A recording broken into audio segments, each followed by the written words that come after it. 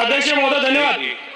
अध्यक्ष महोदय, माझ्या मतदारसंघामध्ये ओरोदा गावी एका 7वीतल्या विद्यार्थीचा अपहरणाचा प्रयत्न झाला। कालची ही घटना घडलेली आहे।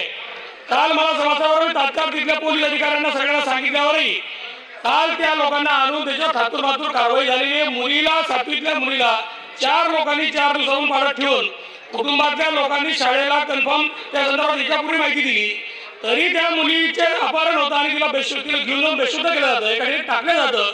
पण मुलगी शाळेतून घरी येत नाही म्हटल्यावर पालकांपासून तिची आली चौकशी होते आणि ती मुलगी एका ठिकाणी बांधलेल्या अवस्थेमध्ये तोंडवाल्या अवस्थेत सापडते। इतकी गंभीर घटना असताना खऱ्या अर्थाने तिथल्या एसपींनी जागेवर जाणे, त्या लोकांवर कठोर कारवाई करणं गरजेचं आहे। पण अशा स्थितीमध्ये पोलीस प्रशासनाची ही जी पद्धत आहे, तर ज्या पद्धतीत पोलीस प्रशासन काम करत आहे, मला असं वाटतं हे चुकीचं आहे। मुक्ताईनगर मतदारसंघातलं कुरा तालुक्यात कुरा भागातलं ओरोदा गाव आहे, त्या शाळेत घडलेली घटना आहे। शाळेच्या त्या चेअरमन पासून बॉडीपासून मुख्याध्यापकांनाही पालकांनी 2 दिवसापूर्वी त्याची माहिती दिली होती।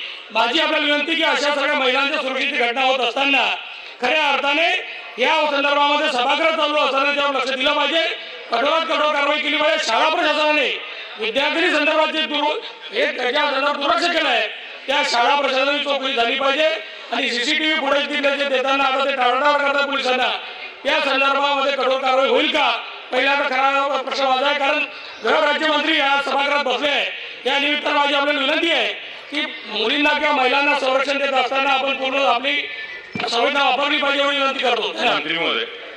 अध्यक्ष महोदय, सन्माननीय सदस्य पाटील साहेबांनी जो इथे विषय मांडला अतिशय गंभीर आहे, त्या बाबतीमधील संपूर्ण माहिती घेऊन योग्य ती कारवाई ही केली जाईल आणि या बाबतीमध्ये कोणालाही जो कोणी दोषी असेल त्यांच्यावरती कारवाई केली जाईल। अगदी शाळा प्रशासन देखील जर का दोषी असेल त्यांच्यावर देखील कारवाई केली जाईल। सन्माननीय